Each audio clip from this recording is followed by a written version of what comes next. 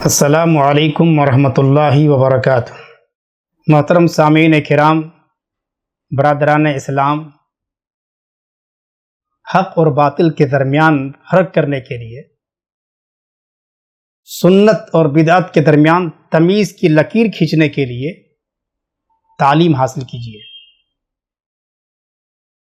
ویسے بھی اسلام میں علم حاصل کرنے کی بڑی فضیلت ہے، بہت ہی زیادہ اسلام نے لوگوں کو تعلیم پر ابھارا ہے۔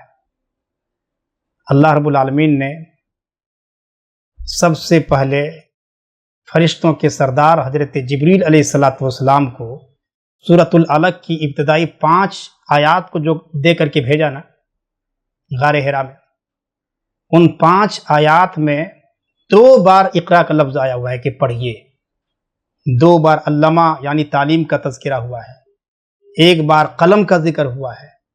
تو تعلیم کی اسلام میں بڑی فضیلت ہے، لوگوں کو علم حاصل کرنا چاہیے، طلب علم کی راہ کو اپنانا چاہیے۔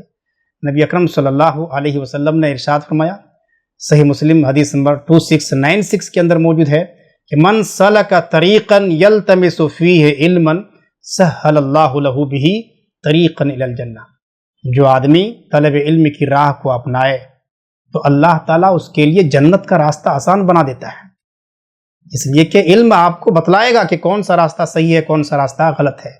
علم آپ کو بتلائے گا کہ کون سی چیز سنت ہے، کون سی چیز بدعت ہے۔ علم آپ کو بتلائے گا کہ کون سا منہج صحیح ہے، کون سا منہج غلط ہے۔ تو لوگوں کو طلب علم کی راہ پر چلنا ہی ہے۔ جو بھی انسان طلب علم کی راہ کو اپناتا ہے، علم کو حاصل کرنے کی کوشش کرتا ہے نا، فرشتے ایسے لوگوں کے لیے اپنے پروں کو بچھا دیا کرتے ہیں۔ تو ہم تمام کو علم حاصل کرنا ہے انشاءاللہ العزیز، قرآن کو پڑھنا ہے، احادیث کو پڑھنا ہے، ترجمے کے ساتھ پڑھنا ہے۔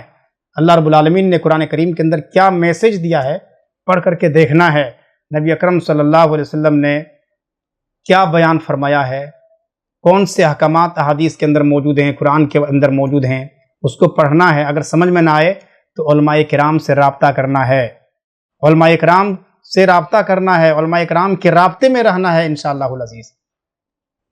تو اللہ تعالی ہم تمام کو علم دین حاصل کرنے کی توفیق دے، بدعت اور سنت کے درمیان جو فرق ہے اس کو سمجھنے کی توفیق دے، حق اور باطل کے درمیان جو فرق ہے اس کو سمجھنے کی توفیق دے۔